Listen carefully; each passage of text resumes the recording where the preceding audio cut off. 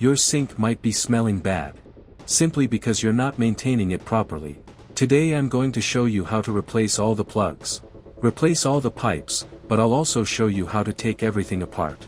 In case you just want to do a full deep clean. We're going to use these parts here, they're from the same brand, Tika. Which is the same brand as my sink. I bought them online, and I think they cost me around €2. Maybe €3 at most. So I thought, since we're already doing it, let's just replace them. Mine is about 6 years old. So it's time to refresh everything. I'm only going to replace one side for now, because I bought both with this air return system. And it doesn't fit the other side. So I'll change that one later. Alright, first step, we insert the pipe. Make sure the two lines stay inside the white tube. This is if you're installing a new one. I'll show you everything step by step. Now we loosen the drain. We remove both plugs, and disconnect the inlet pipe. Did you see how dirty it was inside the sink? It's actually unbelievable. Now, to remove it, there's a flat screw on top. I used a knife, that's enough for this job. We just loosen the screw all the way. And it will come out from the bottom. So hold it from underneath with your other hand. So it doesn't fall. We remove the screw completely. And now this part is fully detached. You can also do this just for maintenance. Same process. Take it out, clean it, and put it back. That's exactly what we're going to do on this side. We remove it, clean it properly, and reinstall it. As you can see, the screw inside is really dirty. I just used a small brush here. Clean everything under running water. We couldn't do it in the kitchen sink, because everything is disassembled, so we take it to the bathroom sink. I didn't record that part, but just clean it as well as you can. And very important, don't make the mistake of cleaning it here in the sink, because right now there's no drainage. We're going to reuse the same gasket. Since it's still in good condition, so no problem there. We place the gasket from underneath. And that's it. This gasket had grooves on both sides. Which is a bit unusual. Normally, if it were flat, we would place the flat side against the sink to create a better seal. Now we tighten the screw properly. We insert everything from underneath. And tighten it firmly. Make sure to tighten it well, so there are no water leaks. Don't be afraid to tighten it properly. This screw from the old plug is plastic. But the new one we bought comes with a metal screw, which is much more durable. I think that's definitely an improvement. Now on the other side, we do exactly the same. We loosen everything. In this case, we don't need to hold it from below, because it's attached at the top to the aerator. Here, using a Phillips screwdriver, we remove the aerator part. Then we'll need to hold it from underneath. Otherwise everything will fall. We remove the screw completely. I'll speed this part up. We take it out, and now it's loose. This one we're going to replace with a new one. First, we clean the area where we're going to install it. We clean this part properly as well. Be careful here. This edge can be sharp. So take your time and avoid cutting yourself. Now we place the new gasket. Right here. As I mentioned, this one has a flat side. And a textured metal side. The flat side goes facing up. Sorry, I meant the textured side. Alright, and now we do the same process again. We insert the screw. Fit everything from underneath. Place the screw so the thread catches properly. And then tighten it firmly. Make sure to align the bottom part correctly, so the aerator is positioned where the outlet hole will be. This is very important. At this point, there aren't many more tips I can give you for this step. Now we move on to installing the aerator part. We place a gasket. Here we had two options. One bigger and one smaller. We're going to use the smaller one, not the bigger one. We'll keep the bigger one as a spare. We insert this from the inside. Hold it in place. And from the other side we insert the screw so it catches the thread. We start tightening it by hand first, to make sure everything is aligned properly. Once it's correctly positioned, We tighten it fully using a screwdriver. Here I accidentally blocked the camera with my hand. It's not easy to record and work at the same time. But basically, what we're doing here is tightening the screw on the metal aerator from the top. If you have any questions, just leave them in the comments, and I'll try to help you out. Now we place the nut first, and then the gasket. The wider side goes facing up, and the narrower side goes down. Think of it like a cone shape, going into the pipe. And just like that, we now have the aerator fully installed. Now we move on to the new drain pipe. As you can see, it comes with all the parts. And all the gaskets included. Everything comes loose, so you assemble it yourself.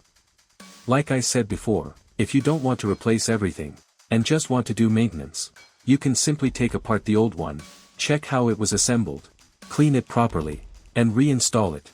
I recommend taking everything apart, so you can clean it properly. Here we've placed the gasket and the top part. And now it's ready. Alright, here you can see how everything should be assembled. You have the nut. And I'll show you this up close so you can see it clearly. And then the conical part. The cone needs to face inward. It might not be very clear in the video, but one side is wider and gradually narrows down into a cone shape. That conical part should fit into the other side of the connection. I hope that makes sense. This part will depend on your sink, because you may need to cut the pipe, depending on the distance between both sides. Now we insert the pipe.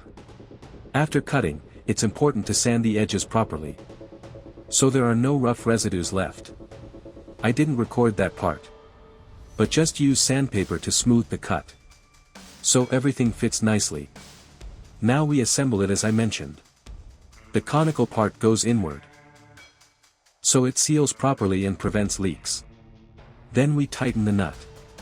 It's simple, really simple. And we repeat the same process for all the connections.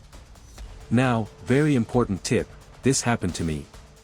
And I don't want it to happen to you. When you cut the pipe, don't push it all the way in. If the pipe goes in too far, the water won't drain properly. It will drain very slowly. You need to leave some space, so the water can flow freely. If you push it all the way in, you're basically blocking part of the outlet. So it's better to cut a little more, and leave the pipe slightly shorter. That way, you ensure proper drainage. And for this part, I reused the top piece that I already had. I cleaned it properly, and reused it because it already had the hole for the osmosis system. If you want to know how to install a water filtration system, let me know in the comments, and I'll make a video showing you how to install it. It's actually very simple, and you get much cleaner drinking water at home. Alright, now we have the other side ready.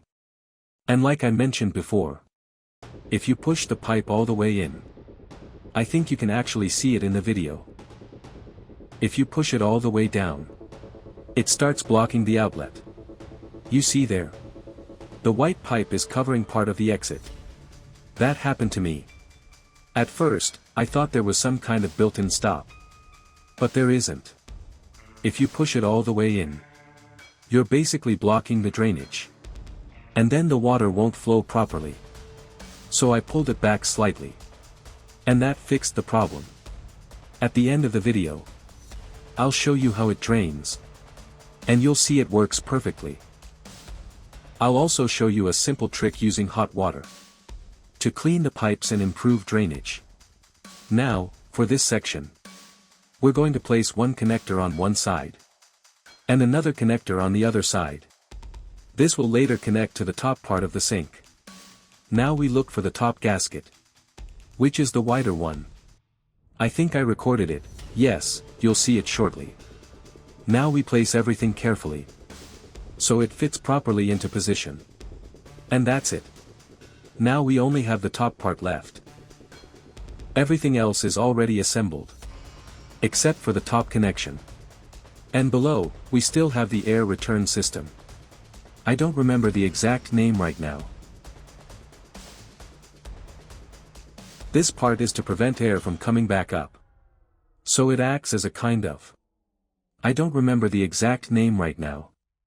Alright, I didn't record this part. I forgot to reposition the camera, sorry about that.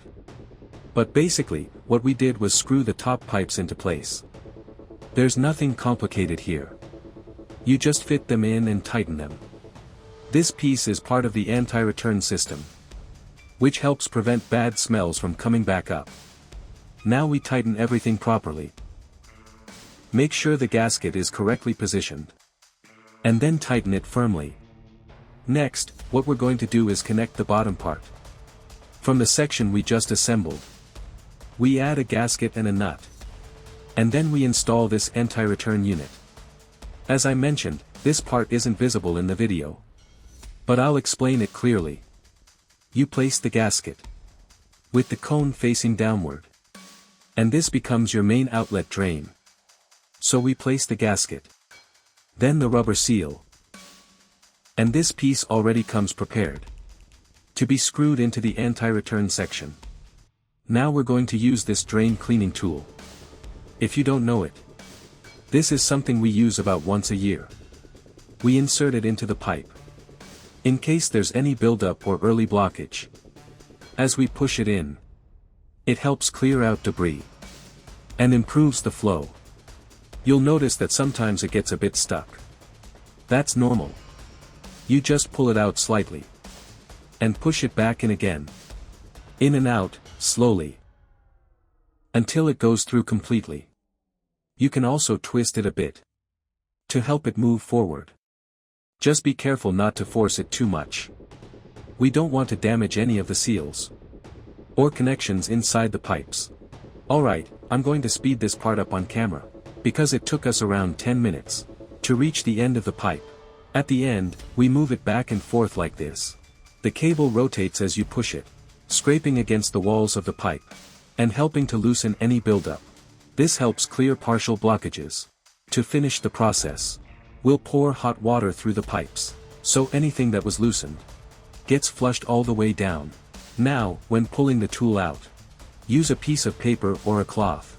Keep in mind, this comes out very dirty and smells really bad. I recommend cleaning the tool properly afterward. This step is just to remove as much debris as possible, but you should always clean the rod thoroughly before storing it for future use. Now, as I mentioned, we're going to use hot water. Once it's boiling, or almost boiling, we pour it down the drain. If your pipes are old, don't use fully boiling water. Use very hot water, but not at full boil. In my case, I use boiling water directly, because my pipes are new, so there's no risk. And as you can see, the drainage is working perfectly.